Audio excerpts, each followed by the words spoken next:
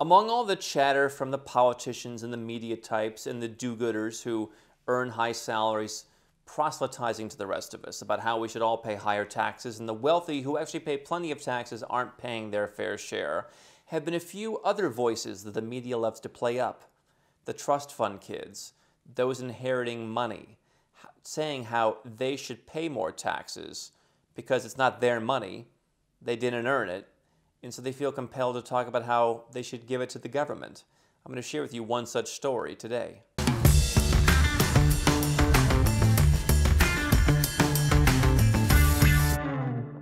Hi, I'm Andrew Henderson. I'm the author of this book, which I doubt is read by many trust fund kids. Just a guess. Just a guess.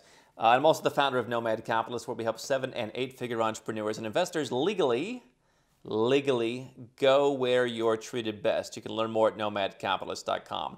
Here's an article I found on Crosscut.com saying, I'm inheriting an enormous amount of wealth and Washington should tax me more. The subheadline says, state lawmakers have an opportunity to finally and fundamentally restructure our unjust tax code.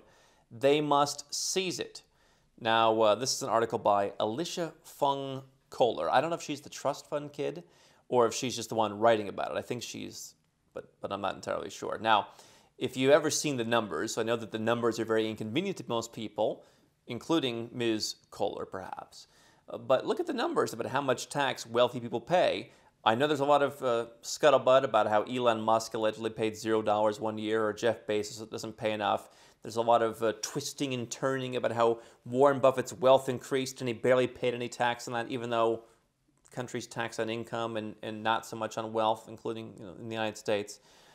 But among all of that, there are still, of course, many pieces about how the wealthy who pay more than half the taxes in many countries, and even oftentimes more, aren't paying enough.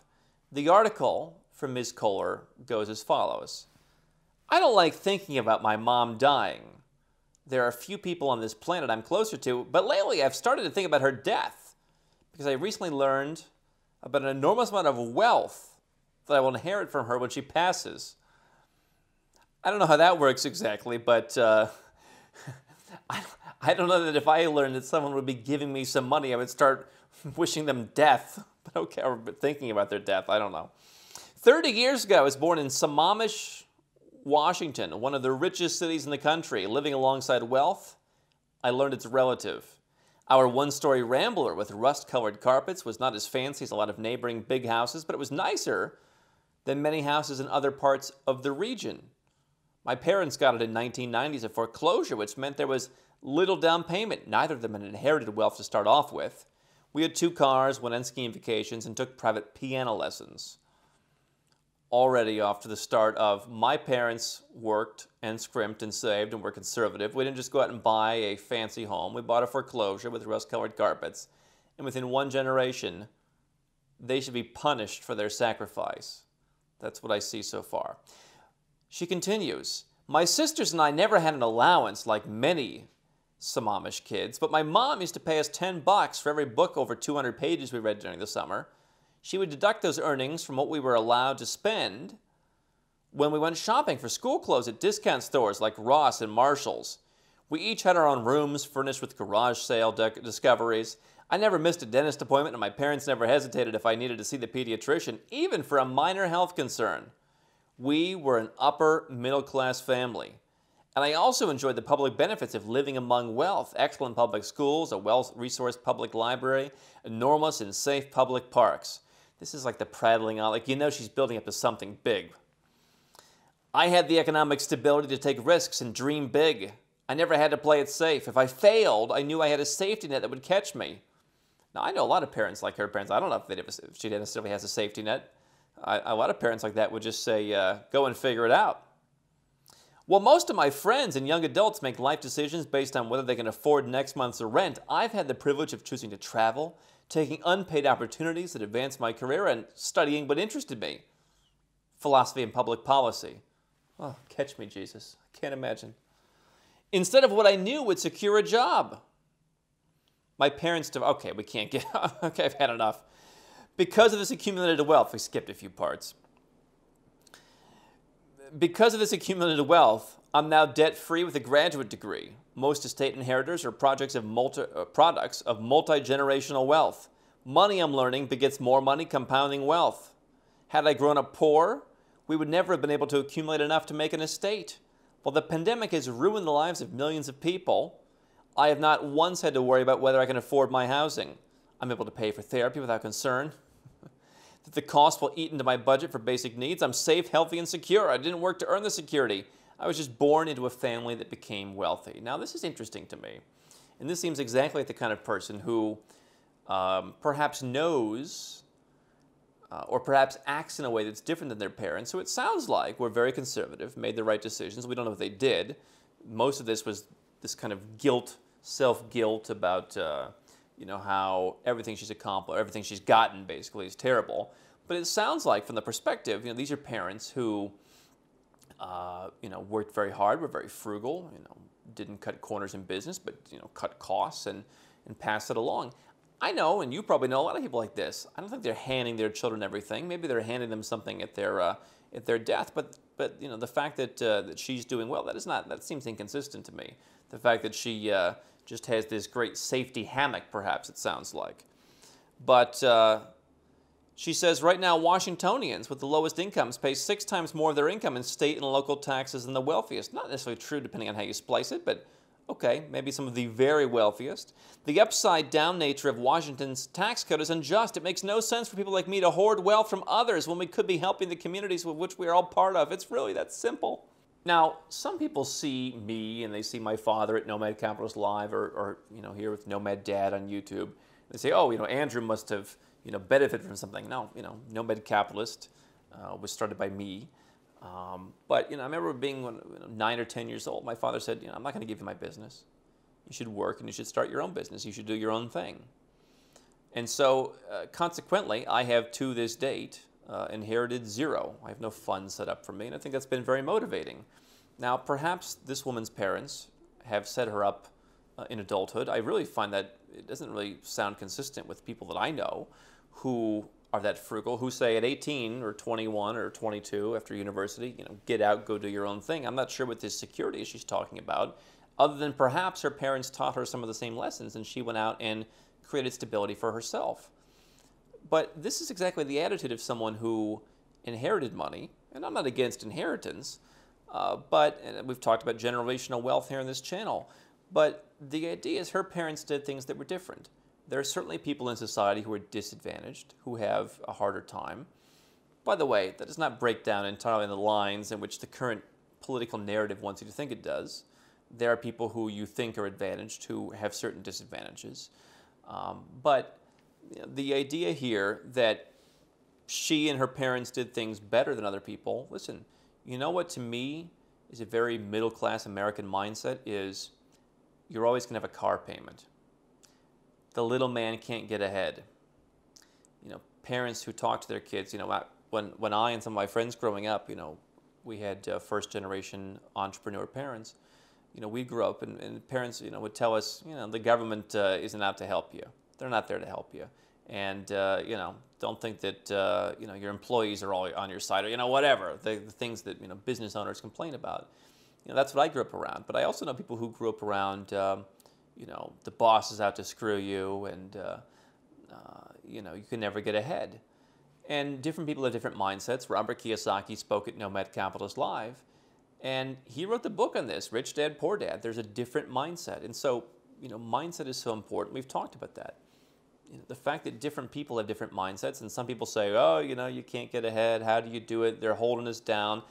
In 2021, there are more opportunities. We have people who have come to us from countries you would never believe, who have created 7-figure fortunes from 0.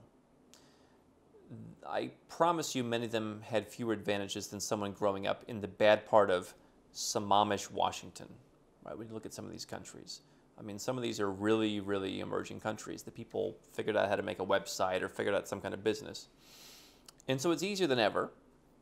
And I'm not saying that, again, certain people don't have disadvantages, but basically what she's saying is everyone should not be able to, think about this, to hoard wealth. How does it make, she says it makes no sense for people like me to hoard wealth from others when we could be helping the communities we serve. You could say that about anything, right? You could go knock off a jewelry store. Why should they be hoarding all the jewelry? Let's pass it around to everybody else. And so this is the challenge that I see. You see Abigail Disney going off. She's shooting her mouth off at all the times. What did Abigail Disney build? Do you think Walt Disney would have said, let's just go, how can we live in a community and not be communists, basically? The rest of this article is really a palaver, quite frankly. There's a lot to get through here to get to the point, but I'll get you to the point. The point is, any family who creates wealth should basically be prohibited in having any say what happens to it. To me, that's pretty scary. If you're out there as an entrepreneur investor, you're creating wealth and you want to give some of it to your kids. Heck, if you want to give it to a charity of your choice, people like this are increasingly common, coming in, and they're the darlings of the media because it's the poster child for, oh look, she's rich, so then she can tell you like what the rich should do, and it's not the class warfare, she's also rich, right?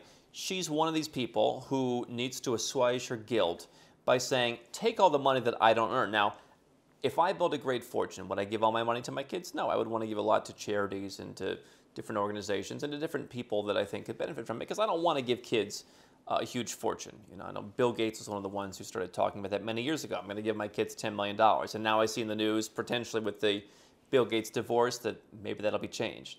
But how about this? If you earn the money, you get to figure out what to do with it.